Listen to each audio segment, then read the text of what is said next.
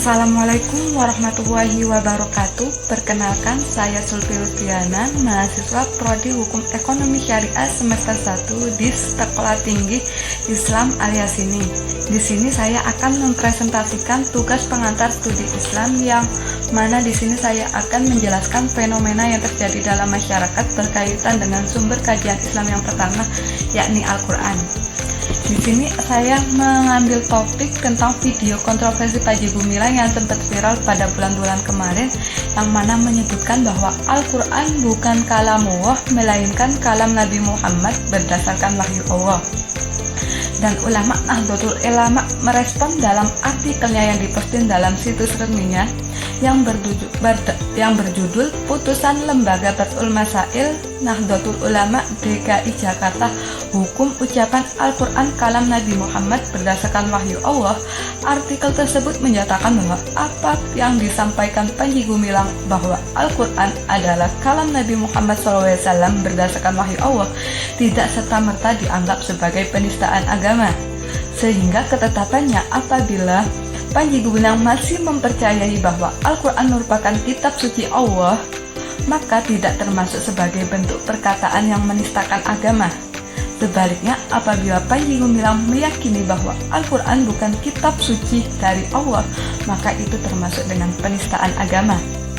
Dalam artikel tersebut juga dijelaskan bahwa menurut pandangan Asy'ariyah, kalam Allah dalam pengertian kalam nafsi atau kalam diri yang melekat intern dalam zat Allah adalah kalam yang tanpa huruf, tanpa kata, tanpa kalimat, tanpa suara, dan tanpa ada bentuk, dan tanpa datang dari arah manapun.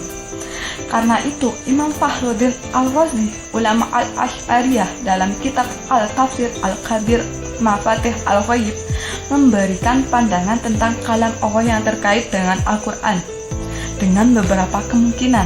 Yang pertama, kemungkinan Allah menciptakan pendengaran untuk kalamnya dan membuatnya mampu mengungkapkan ungkapan dari kalam qadim tersebut.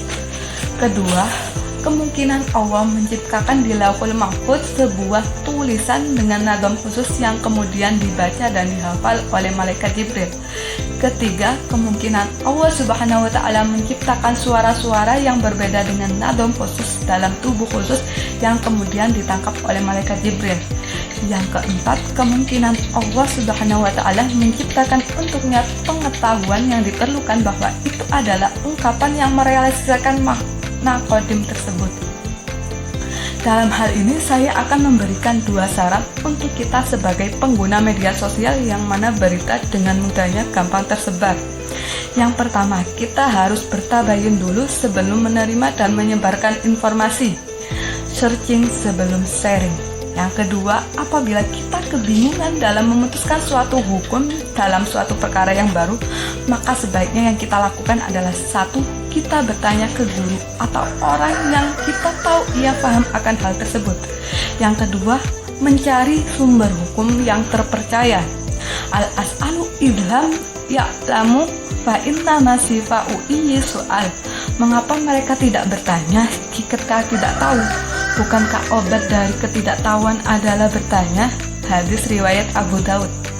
Sekian presentasi saya. Wassalamualaikum warahmatullahi wabarakatuh.